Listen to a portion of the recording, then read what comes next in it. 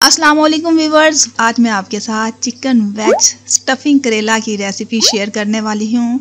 Hopefully आज से पहले आपने इस तरह के भरवा करेले नहीं खाए होंगे। कमेंट बॉक्स में अपनी राय का इजहार ज़रूर करिएगा।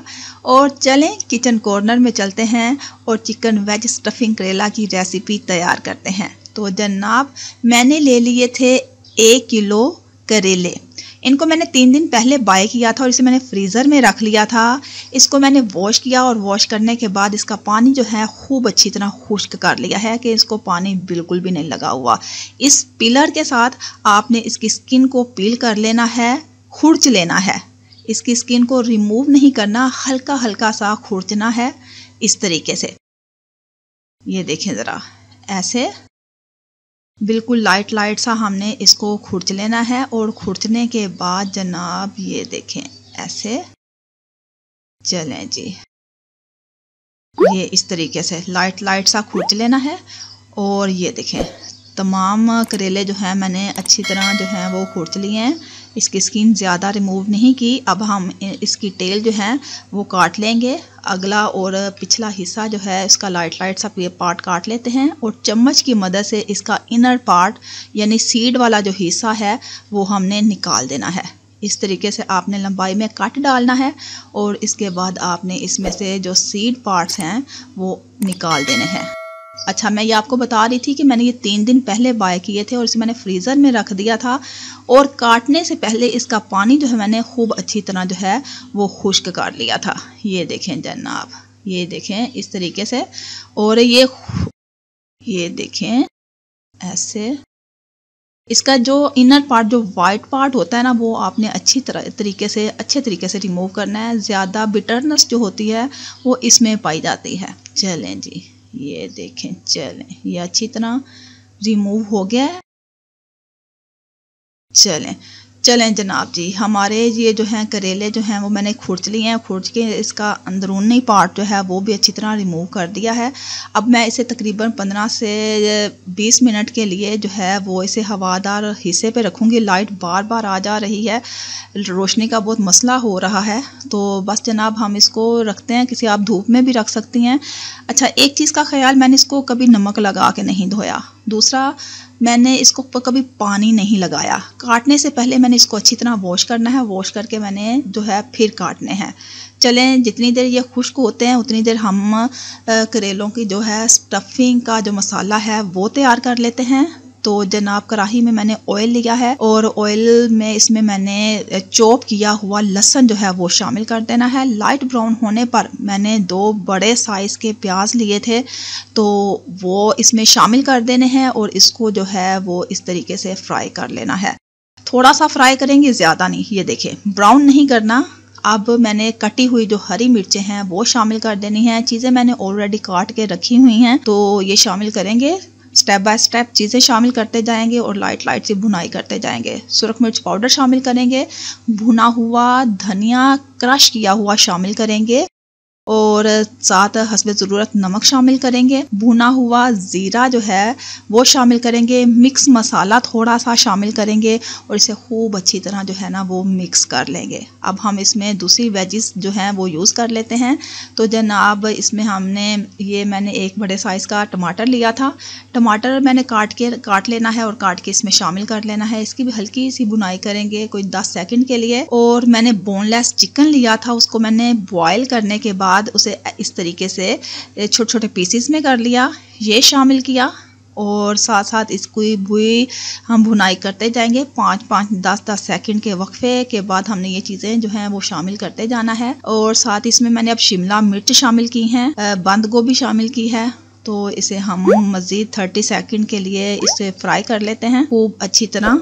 ये देखें जनाब, ये सारी चीज़ें जो है ना बिल्कुल लाइट लाइट सी जो हैं वो फ्राई हो चुकी हैं। ऐसे लाइट लाइट सा भून लेना है, इसको पानी नहीं लगाना आपने। बस इनकी सब्जियों को इसके अपने ही पानी में लाइट लाइट सा आपने फ्राई जो है कर लेना है, भून लेना है। चलें जनाब, ये हमारे करेलों की जो स्टफिंग है वो तैयार हो चुकी है। इसको हम रखते हैं एक साइड पे ताकि ये ठंडा हो जाए। और कढ़ाई में हम डालेंगे मज़ीद जो है ऑयल। ऑयल शामिल करने के बाद ये देखिए ये करेले जो है बिल्कुल ड्राई हो चुके हैं, इसमें पानी बिल्कुल भी नहीं है, पानी पहले भी नहीं था। तो ये हमने इसमें शामिल कर देना है और इनको हमने लाइट ब्राउन होने तक जो है फ्राई कर लेना है। ये देखें, चलें जी। अगर आप चाहते हैं कि करेले कड़वे ना हो तो बस इनको पानी नहीं लगाना, काटने से पहले इनको खूब अच्छी तरह वॉश करके खुश्क कर लें और उसके बाद इसको यूज करें तो ये कभी कड़वे नहीं होंगे। और हमेशा करेलों को एंड में ही यूज करना चाहिए, पानी नहीं, छिड़काव नहीं लगाना किसी भी हवाले से। ये देखें करेले जो हमारे हैं वो लाइट ब्राउन हो चुके हैं और लाइट ब्राउन होने पर हमने इसको ऐसे निकाल देना है। और ये देखें जरा, बहुत ही प्यारा कलर आया है। हमारे करेले जो हैं वो फ्राई हो चुके हैं, जितनी मुझे ये ज़रूरत थी उतना मैंने इनको फ्राई कर लिया है। तो अब हम इसकी स्टफिंग कर लेते हैं। इस चिकन वेज का जो मैंने मटेरियल, जो मसाला तैयार किया था, ये मसाला जो है हम करेलों में भर लेंगे और भरने के बाद हमने थ्रेड लेना है, कोई भी ले लें और इसको जो है इस तरीके से रैप कर देंगे। ये आप ना भी रैप करें, यह आपकी अपनी स्किल्स पे डिपेंड करता है कि आप इसको किस तरीके से यूज़ करते हैं। चलें, ये एहतियात हो जाती है तो बस इसको आपने रैपिंग करनी है। और रैपिंग करने के बाद जनाब ये लें, हमने ऐसे स्टेप बाय स्टेप तमाम करेलों को जो है वो ऐसे स्टफ़ कर लेना है, भर लेना है और भरने के बाद धागे के साथ इस तरीके से आपने इसको कवर कर लेना है। चलें जनाब, ये देखें। तो मेरे नए व्यूवर्स जल्दी से मेरे चैनल को सब्सक्राइब कर दें। वीडियो अच्छी लगे तो वीडियो को ज़रूर लाइक करिएगा। कमेंट बॉक्स में अपनी राय का इजहार ज़रूर करिएगा। मेरे चैनल के साथ कनेक्टेड रहने का बेहद शुक्रिया।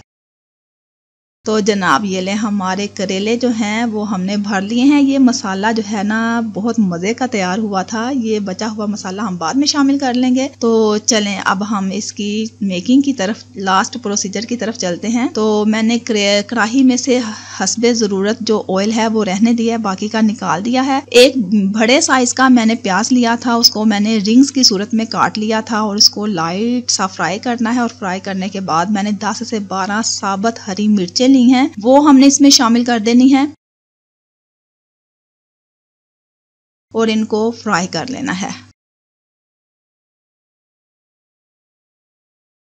फ्राई करने के बाद 2 बड़े साइज के मैंने टमाटर लिए हैं, वो हम इसमें शामिल कर देंगे। नमक शामिल करना है और कोई चीज़ इसमें, कोई मसाला आपने इसमें शामिल नहीं करना। ये देखिए जनाब, टमाटर जो हैं वो फ्राई हो चुके हैं बिल्कुल और तेल भी छोड़ दिया है। तो अब हमने जो स्टफिंग का मसाला बचा हुआ था वो हमने इसमें शामिल कर देना है, क्योंकि मैंने स्टफिंग के मसाले में ऑलरेडी तमाम स्पाइस यूज़ किए थे और वो स्पाइस इनफ काफ़ी हैं।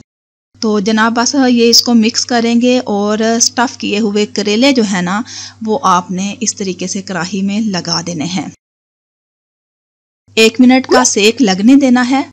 तो सेक लगने के बाद आपने इन तमाम को अच्छी तरह मिक्स कर लेना है। ये देखें, बस ये होता है कि जब हम इसको थ्रेड के साथ रैप करते हैं ना तो फिर इजीली चम्मच लगा सकते हैं कि इस चीज़ का ख़तरा नहीं होता कि मसाला जो है ना वो निकलेगा। चलें जी, अब हम 2 मिनट के लिए बिल्कुल लाइट आंच पे दम दे देंगे और दम देने के बाद ये देखें जनाब, हमारे बहुत ही मज़ेदार भरवा करेले जो है ना वो तैयार हो चुके हैं।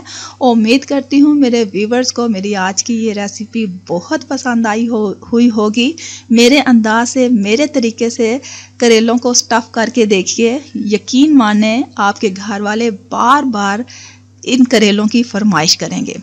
चलें जनाब, अब हम इसको डिश आउट कर लेते हैं। नान या चपाती के साथ खाएं। मुझे दुआओं में याद रखें, मेरे चैनल के साथ कनेक्टेड रहें, मेरे चैनल की हौसला अफजाई करते रहें। मिलते हैं एक अच्छी सी, यूनिक सी, डिसेंट सी वीडियोस के साथ। अपना और अपने प्यारों का ढेर सारा ख्याल रखिएगा। अल्लाह निगहबान।